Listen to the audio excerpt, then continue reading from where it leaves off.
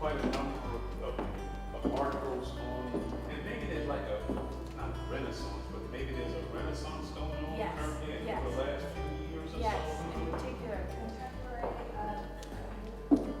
arts exploding. Well, welcome to our collector conversation at Green Hill Center for North Carolina Art. I'm Barbara Richter, Executive Director, and it is my great pleasure to introduce Patrick Diamond, author of a new memoir called The Incredible Joy of Collecting African American Art, My Journey from Frogtown, South Carolina to the National Gallery. Patrick is visiting us today from Charlotte to discuss more than 4 decades of collecting works by African American artists.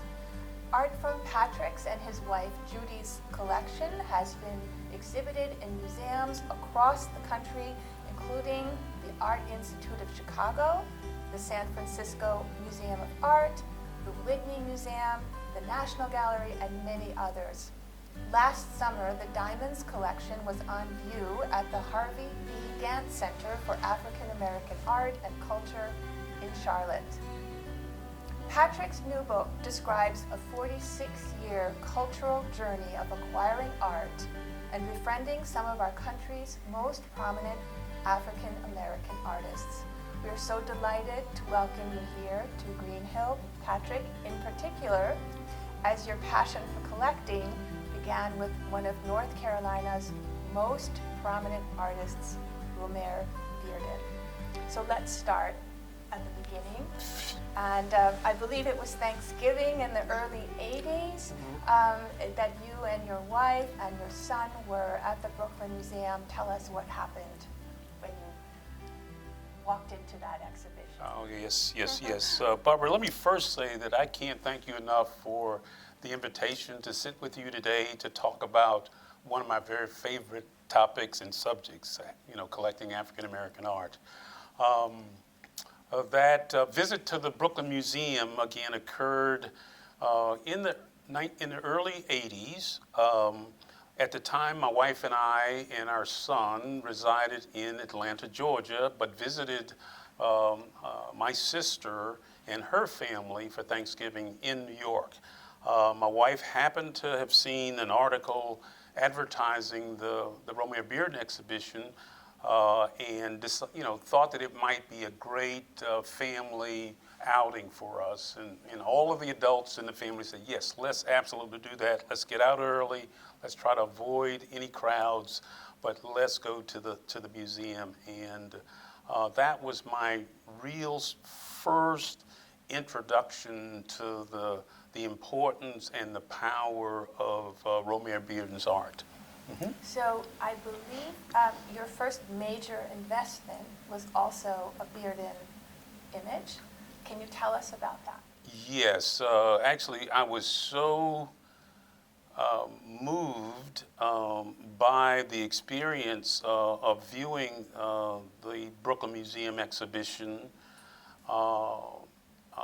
that once we got back or returned to Atlanta, my wife and I sought out galleries, local galleries that represented Bearden, and were able to find a wonderful gallery in Midtown Atlanta owned by Louisa McIntosh, and we made arrangements to visit the gallery. In fact, this was our very first visit to a commercial gallery. We had advised Louisa that we were interested in Bearden, so once we got there, she had this, laid out quite a number of his wonderful images, lithographs, watercolor paintings, as well as some of his extraordinary collages. So that very first visit to a commercial gallery was an absolutely incredible experience for my wife and I. So we're at Green Hill, we're also quite excited. We have a number of Bearden lithographs that we have available for sale through our virtual gallery. This is one of them. But you have somehow an intensely personal connection to Bearden. I know that you feel a sense of comradeship almost. I know you both went to Boston University. You both were college athletes in the same stadium. Tell us a little bit why this connection to Bearden is so intensely personal for you. Barbara, it started with that exhibition at the Brooklyn Museum, which was actually curated by Gerald Melberg, who's a commercial gallery owner in Charlotte. At that time, he was on the curatorial staff at the Mint Museum, so the Mint actually launched that traveling exhibition. Again, and the actual experience of that museum visit just affected me in ways that I really wasn't prepared for at the time. Again, as I spell out in the book, my interest in African American art and culture was launched by my grandmother, actually my stepfather's mom.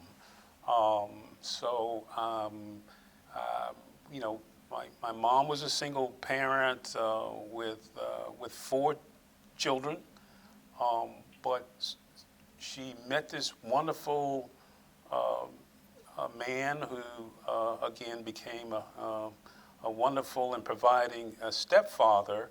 And through him, I'm able to meet his mom, who lived just 80 miles away in Augusta, Georgia. At the time, we lived in Columbia, South Carolina, a small enclave known to its inhabitants as Frogtown. So Grandma's home was the most extraordinary and exciting and welcoming home that I had ever been in. She was a domestic in Augusta, but had actually filled her home with artwork, with black and white photographs, with religious images, with photographs of black and white photographs of family celebrations, of birthdays and church rituals and that sort of thing.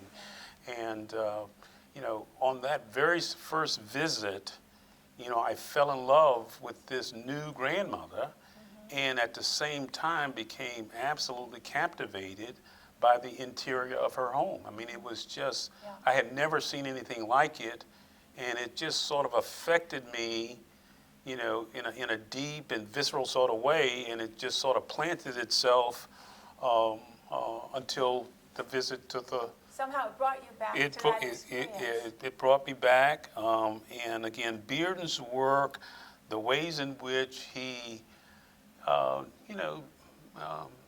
displayed ordinary African Americans doing ordinary things and family rituals and tending their gardens and picking cotton in some instances, just resonated with me in a way that just drew me into the images. As I walked the Brooklyn Museum, I sort of felt like I had seen some of the images at a prior point in time. And it wasn't long before the connection was made between Bearden's work and the images that I had seen in my grandmother's home. There's another part of the story. I attended a segregated parochial school for 3 years in Columbia. Blessed Martin was the name of the school. Today it's Saint Martin. He's been canonized as saint over the years.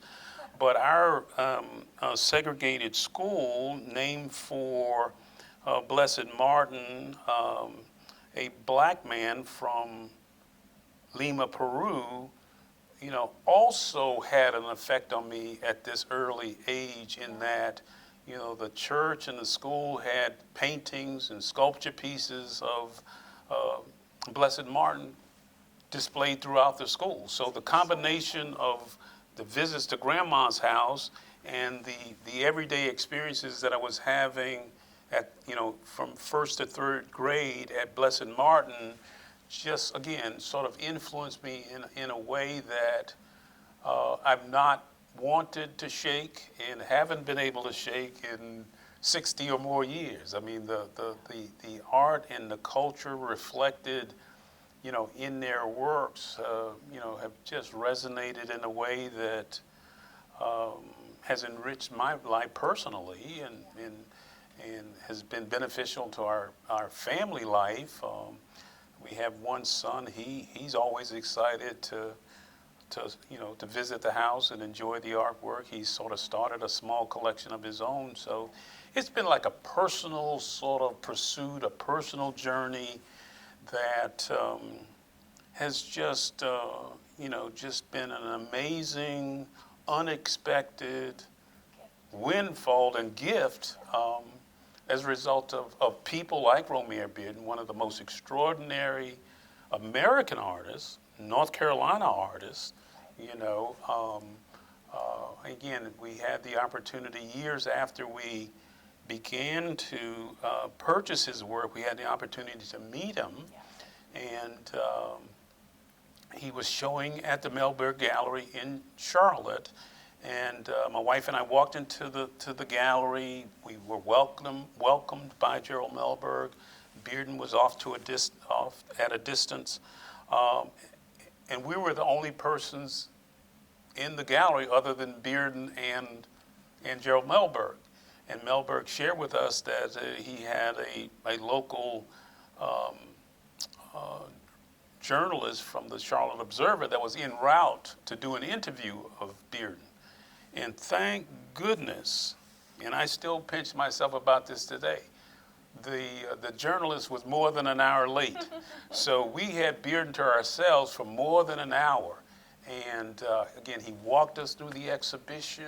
He talked about the individual pieces. He talked about how and why he had titled them the way he did.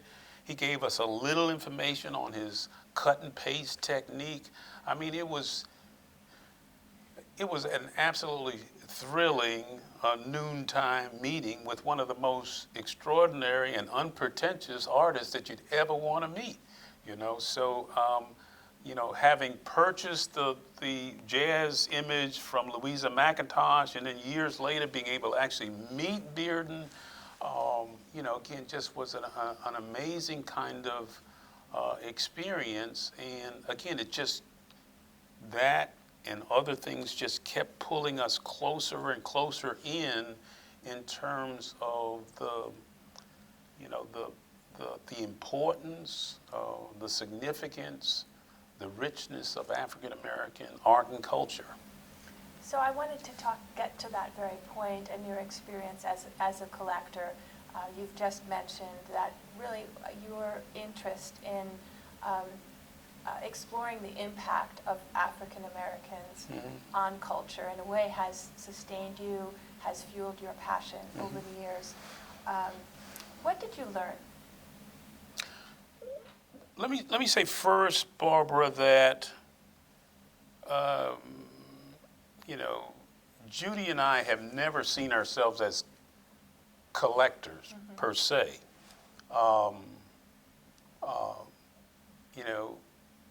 Early on, in our marriage, we saw interesting and engaging posters that we'd purchase and frame and hang in our first apartment, just to put something on the wall, something that interested us, but just to sort of fill up wall space.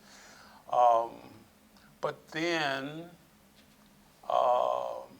we were introduced to artists through posters, artists like Henry Tanner, Um, I'll never forget purchasing a Bearden poster when I worked at Williams College. I was in the bookstore for just a small purchase, saw this captivating jazz image. It might have cost $1, $1.50, and I purchased it that day, and was, within a day or so, was able to get it framed at a local frame shop. The framing probably cost 1,000 times more than the poster, but we placed it in our home, and we just sort of fell in love with it.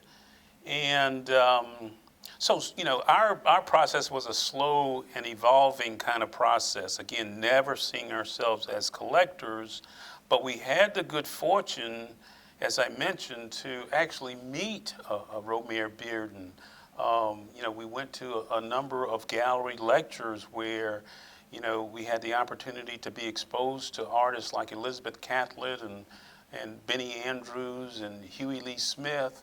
And, that combination of artists and the type of work that they were doing at the time just resonated with my wife and I. And again, we just slowly but surely, started to acquire images. Slowly but surely started to acquire images, and before we knew it, it became compulsive. Yeah. I mean, we would have relationships going with 5 or more galleries where we would work out, we purchase a piece, do a solid down payment on the piece, work out a payment plan, and at the end of the month, we're sending, this amount to this gallery, that amount to another gallery. We also, at the time, were fortunate to meet several artists that invited us to their studios, and we're able to make acquisitions directly through the artists. Again, with a down payment demonstrating your commitment to the piece, yeah. And then a sort of an unreasonable sort of monthly payment plan. Again, Judy and I have been collecting for almost 50 years. We could not have acquired our collection without the generosity of those commercial galleries and those artists. Not that our collection, is a very expensive collection, but those pay arrangements made it possible, for us to acquire the works. And as you're aware, some of the artists that we've talked about, over the last 20, 30 years, their work has appreciated in extraordinary ways. The first Bearden image that we purchased was actually from this same series. We are still kicking ourselves that we weren't affluent enough to buy some of the collages that were available, but we did purchase that initial lithograph, and it's one of my very favorite pieces. And even with it, we had to make multiple payments to finally take possession of it. We found a way. We found a way. Where there's a will, there's a way. Where there's a will, there's a way, and today, it's appreciated over 1,000%. So you've lived in Boston, you've lived in Chicago, you were born in South Carolina. Mm-hmm. North Carolina is your home. Yes. Charlotte is claiming you. Mm-hmm. North Carolina is claiming you. How has the South and North Carolina in particular influenced your collecting? Great question. We've actually, we've actually lived in Charlotte on 3 separate occasions. We moved to Charlotte in the early 80s from Atlanta. I was employed with the old NCNB, now Bank of America, for about 10 years. left the bank in the early 90s, mid 90s, and took a wonderful opportunity to work at Duke, the old Duke Power Company, now Duke Energy. After a short period of time, Duke asked me to take a role in Winston-Salem, North Carolina. So we were in Winston for about 5 years. We moved back to Charlotte after that experience, and then off to Chicago for 7 years, and then returned to Charlotte for a third tour of duty, and we think we're gonna enjoy Charlotte for the rest of our lives. Of the cities and states that we've lived in, North Carolina has been the most influential in that we were introduced to some of the most extraordinary African American artists in North Carolina, in the state. Bearden in Charlotte, and a number of other wonderful artists there in Charlotte. But while we lived in Winston-Salem, we met Jacob Lawrence and developed a relationship with his gallery out in Seattle, Washington. Through that introduction, we met Benny Andrews at the Diggs Gallery in Winston-Salem, developed a 10-year long personal relationship with him. There's a full chapter in the book about the relationship with Benny Andrews. We met Elizabeth Catlett in Winston-Salem and was able to cultivate a wonderful relationship with her for quite a number of years. And then there were other artists. Again, Simona Allen, who spearheaded the work at the Delta Arts Center in Winston-Salem, did an absolutely extraordinary job of bringing artists from throughout the country right to little old Winston-Salem. And again, I happened to be employed at Duke at the time, and we would make every single exhibition that the Delta Arts Center put on, and we were richly rewarded because of these extraordinary, internationally recognized 20th century artists that would move in and out of the Sawtooth Gallery there in Winston-Salem. It was just absolutely amazing. And again, we were just, small acquirers of their work. Again, not seeing ourselves as collectors at all. And it wasn't until much later on that we began to get solicitations from museums to loan individual pieces or group selections to their institutions. We were flattered then, we're flattered now. Again, it's a dear friend of mine in Charlotte, a wonderful arts professional and former gallery owner, speaks of collecting art and engaging with African American artists and so many other components of it as a magic carpet ride. And that's exactly what Judy and I have enjoyed.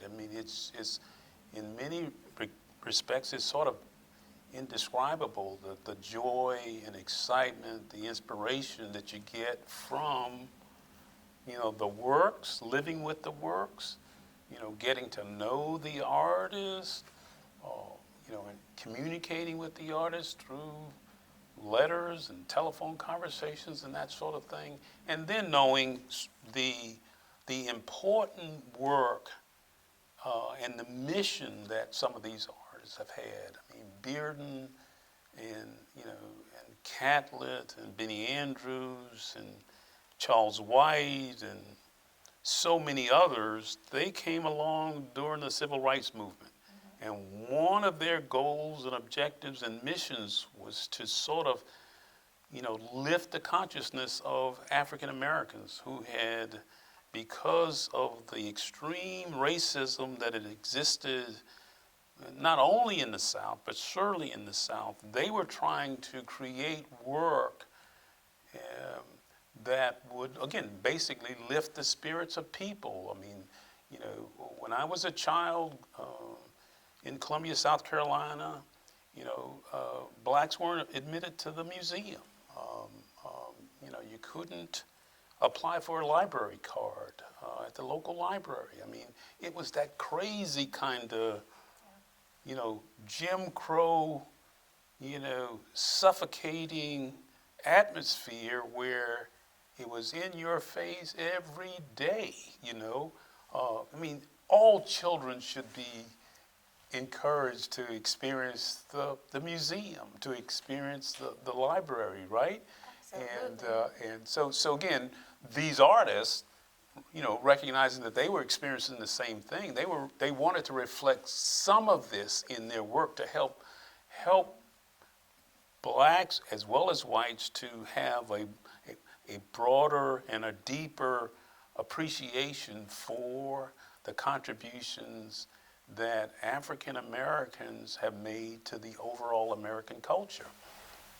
Did you find this was helpful with your own son as he was growing up, as a way of helping him to learn and understand your experience? Oh, absolutely, Barbara. We only have the one child, but we absolutely wanted him to get exposure, and one of the reasons we continued to collect was to expose him to his own culture within the four walls of our home. We certainly wanted him to enjoy other artists. I mean, everyone's child should be able to see a Miro or a Picasso or some of the other extraordinary, artists. We wanted, Chad, our son, his name is Chad, we wanted him, as he visited, museums with his classmates on school trips, to be able to, again, look at a Picasso, enjoy that Picasso, but also be able to say or know that he had a familiarity with Jacob Lawrence or Romare Bearden or Elizabeth Catlett, and by fusing those, again, gain a broader appreciation of the importance of art.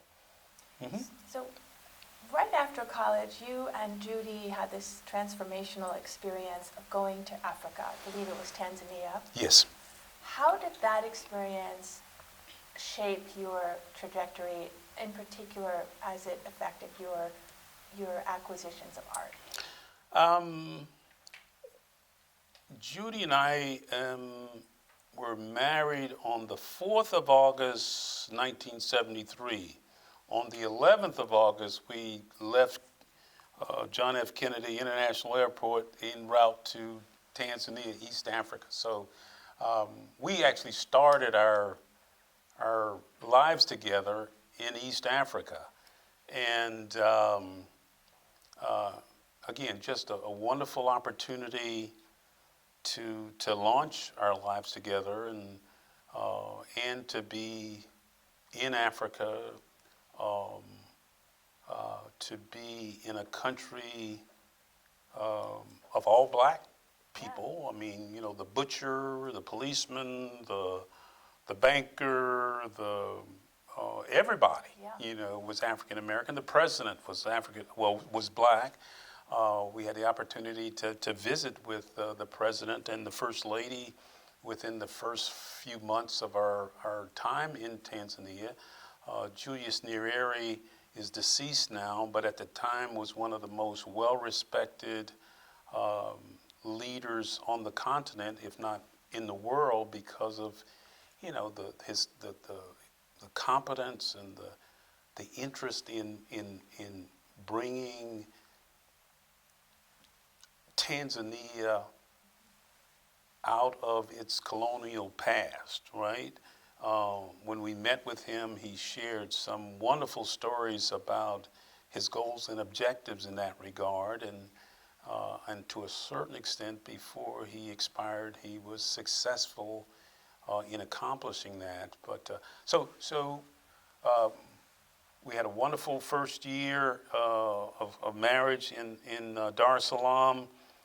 We acquired quite a bit of the artwork from the local artists there. We purchased an awful lot of batik drawings, some oil paintings, some other carvings, but primarily as gifts for family members and dear friends who we gifted those things to once we returned.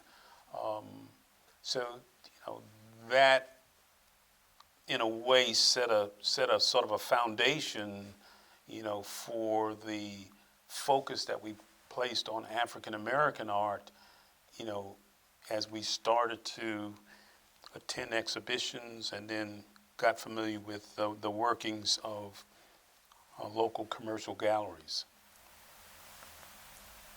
You have, many works in your collection. Can you think of one that's had maybe the most profound impact on you?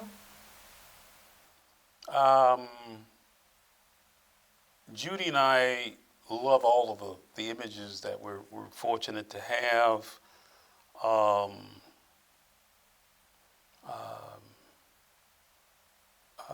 And all have special meanings to us. But one that I would highlight is a collage by Bearden that we were able to acquire. I think it was maybe around 1995. A major collector of Bearden's works was disposing of his estate about that time, and we became aware that after one of our local banks had purchased a dozen or more masterpieces, that this small collage was still available. And when I found out I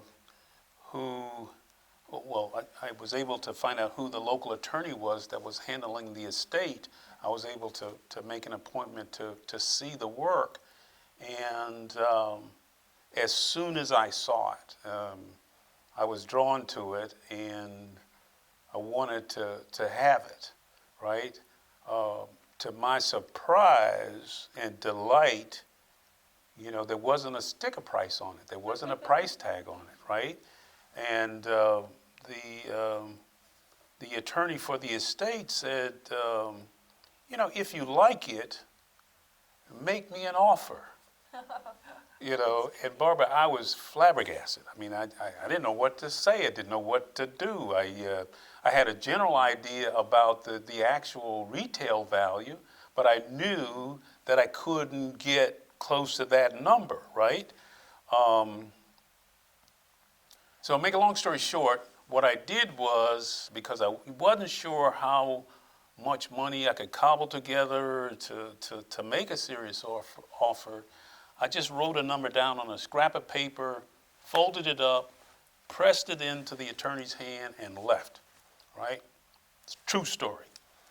A couple of days later, I get a letter in the mail. The committee has accepted your offer. And then I sort of scurried around and tried to figure out how to pull this cash money together, which I fortunately was able to do. But I share that story,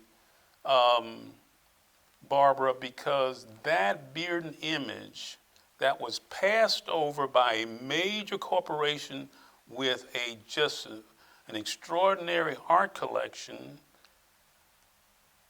is the image that invited us to the National Gallery. Really? Yes. We were living in Chicago, and I had built a relationship with some of the curatorial staff at the Art Institute of Chicago, and Ruth Fine, who at the time was curating the Bearden Show for the National Gallery, happened to be in Chicago. The curatorial staff happened to mention, or maybe she inquired, do you know any collectors in town that collect Bearden? They shared my name or our names and telephone number with Ruth. She calls me up. She says, Patrick, I'm in town. We are working on a major traveling exhibition of Bearden's work. I understand that you collect Bearden's is there any way that I can arrange to come over and visit with you to take a look at your Bearden images? Again, I was just flabbergasted. I said, absolutely.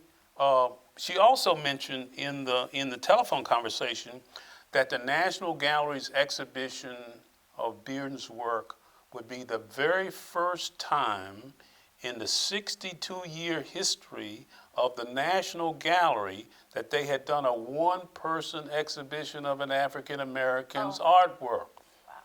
Right? So, again, Extraordinary. so again, I said, whatever time is convenient for you, I'll pull the images from underneath the bed, from out of the closet, I'll dust them off. And so she came over and spent about 3 hours with me, right? Examining every inch of every image that we had. I mean, she's a professional printmaker, extraordinary knowledge of art, and she probably knows more about Bearden than any other arts professional I've ever met. So she spends about 3 hours with us, and at the time we might have had 14 or 15 Bearden images, a couple of drawings, the collage, and a number of lithographs. She and I had a wonderful conversation.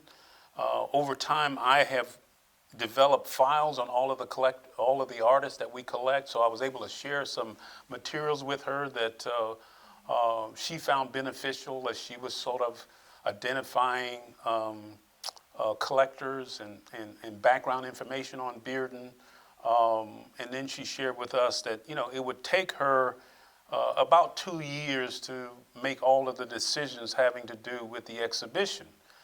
And so she and I were able to, develop a wonderful ongoing relationship. As I found new materials on Bearden, I'd stick them in the mail to her. A day or two later, she's sending me a letter thanking me and giving me the progress on the exhibition. So again, there was a wonderful relationship with a wonderful arts professional, museum professional. I get a letter one day. She says, the National Gallery has decided to postpone the exhibition because we're finding out so much information about Bearden, we can't evaluate it all in the period of time that we thought we'd be able to review it. So we're going to delay it for at least another year. I was happy just to be in touch with Ruth and being made aware of the activities. So again, we continued our letter writing. I get a letter from her after that communication, and she says, Patrick, actually, this was the letter when she was requesting that the girl in the pond be included in the exhibition. She said that her travels took her all over the country, and she examined more than 1,200 Bearden images, but selected 131 for the exhibition, and ours was included. So it was, again, and we were just overwhelmed, absolutely flattered. It even gets better. Ruth and a team of writers did an exhaustive catalog for the Art of Romare Bearden exhibition. Our collage was captured in the text, but also included on the inside back jacket of the exhibition catalog. So again, and Judy and I have always felt that, Bearden's spirit was moving through our relationship. He was involved in our ability to purchase the piece in his, maybe like less than a mile from where he was born.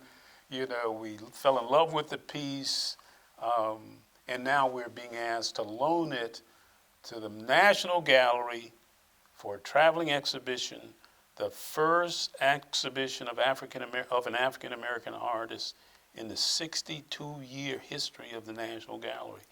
We were just absolutely blown away, you know. And again, didn't start out as collectors, but you know, the artists have brought us in, the museum professionals have brought us in, their generosity, the commercial galleries owners and their sharing of information and their generosity has made this collecting experience just something I had to write about.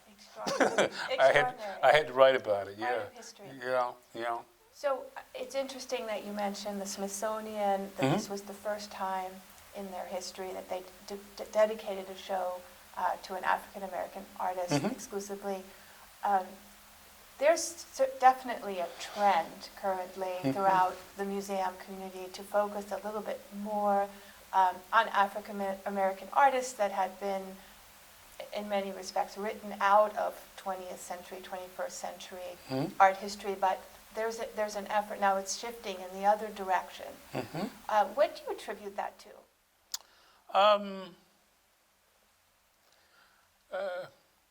Barbara, that's a great question.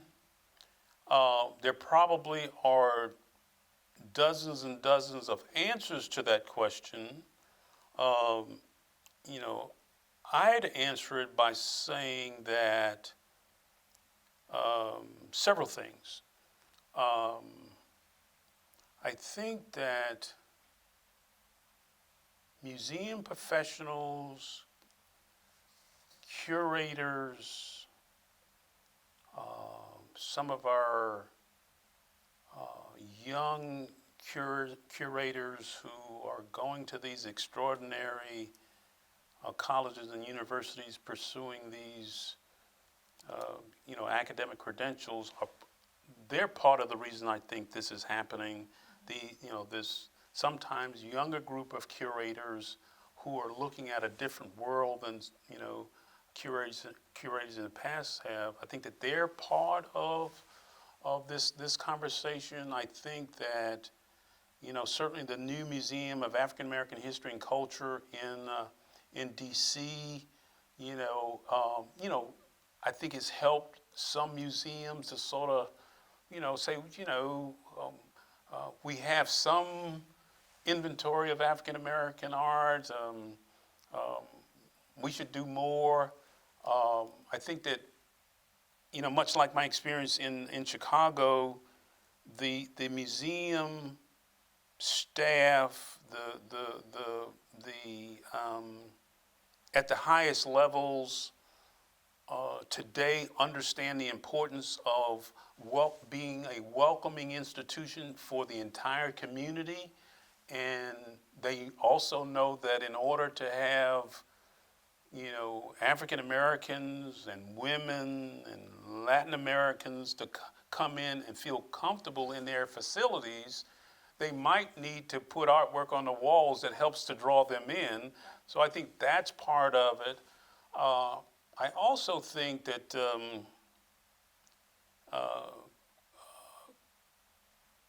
national and international collectors who are, say, for example, in the auction market, I think that the extraordinary sums that they're paying for African American art is getting the attention of museum folk.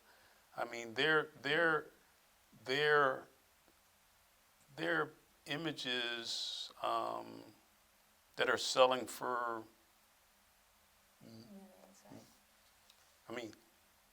one of my good friends out of Chicago that I met and built a relationship with, and I'm still kicking myself that I didn't purchase his work, Kerry James Marshall.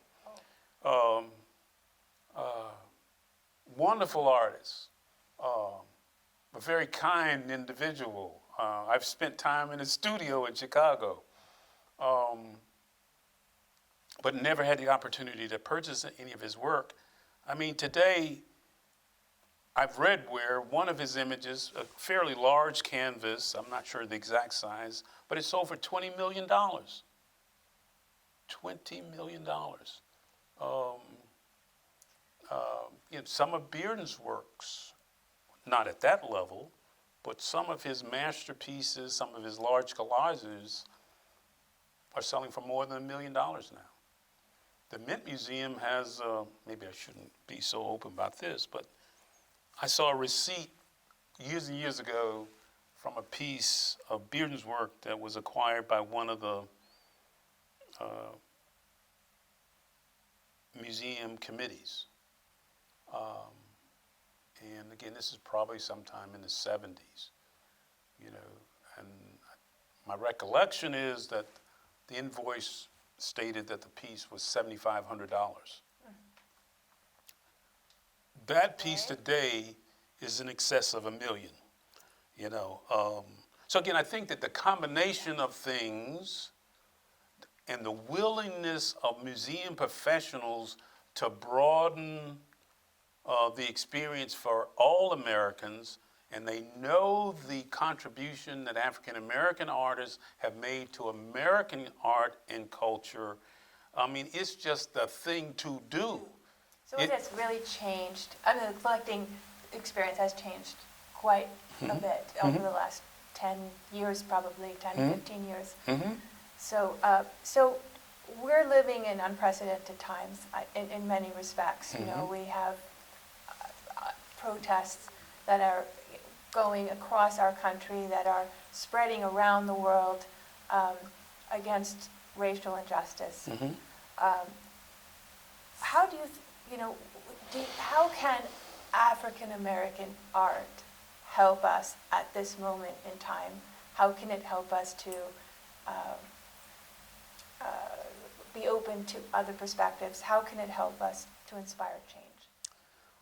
Boy, Barbara, that's a big question. I think it's an important question. And I don't know that I have the answer other than to say that I think, organizations like yours, I believe, are doing a lot of the right types of things, kind of things. I mean, the dedication that the Green Hill has to supporting North Carolina artists, I think is important. You know, the fact that, you're opening your doors to all good North Carolina artists, African American, women, Latin American. I think that, that's important to support these artists and to help them strengthen their craft and hopefully become full-time professional artists, generating works for, all levels of collectors, corporate, individual, family, and certainly the work. Again, because of Bearden, and this may not be true of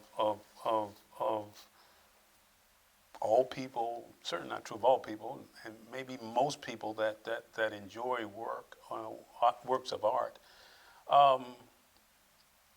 But some do. I mean, Bearden's work launched sort of a relationship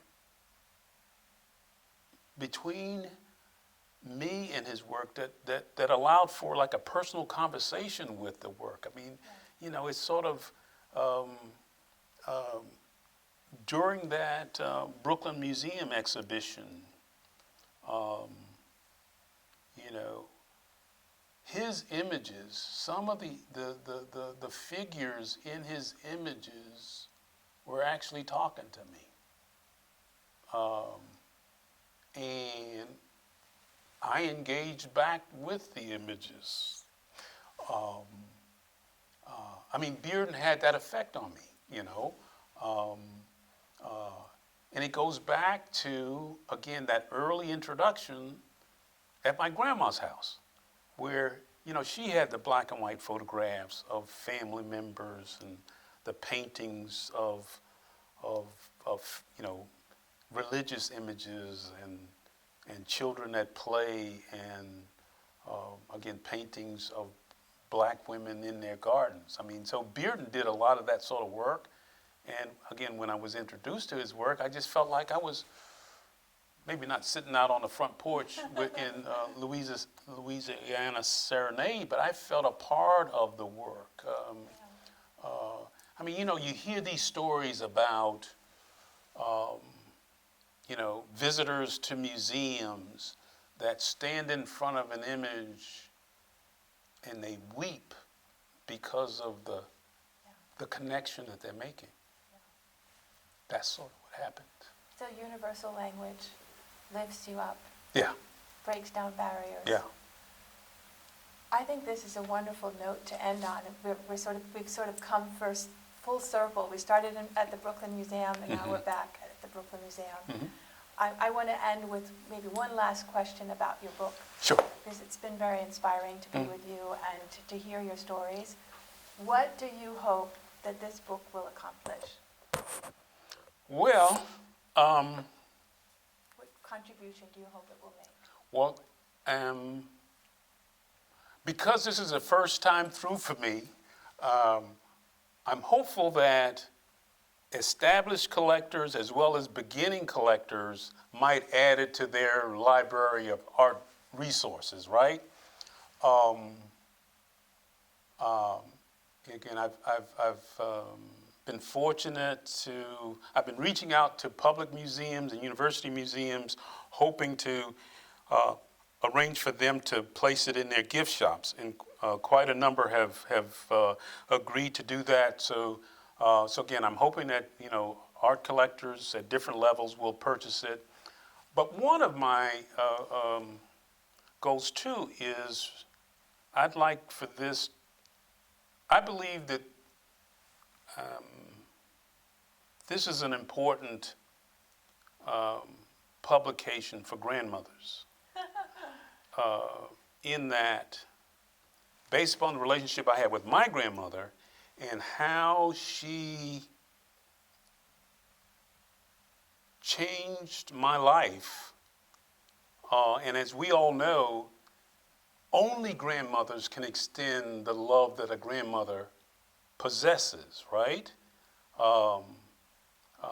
Granddads can't do it. Aunts and uncles can't do it. Grandmothers, I think, are, you know, God's gift to all of us. And I was able to, you know, have that relationship with my stepfather's mom. So she's my new grandmother that I talk about in the book. And her embrace, her welcoming me into her life, with no question about the lack of biological or blood ties, again, changed my life. I mean, it just absolutely changed my life. So again, I think that because of the influence that grandmothers have on their grandchildren, I would hope that this might be a great gift for people to buy for their grandmas. Beautiful, beautiful. Well, thank you, Patrick. It's been, on behalf of all of us at Green Hill, it's been fantastic to meet you. We so appreciate your insights. We love that you're here in our gallery. Please come and see us again. Will do. Thank you again. Thank you so much, Bob. I really appreciate the invitation to spend this time with you.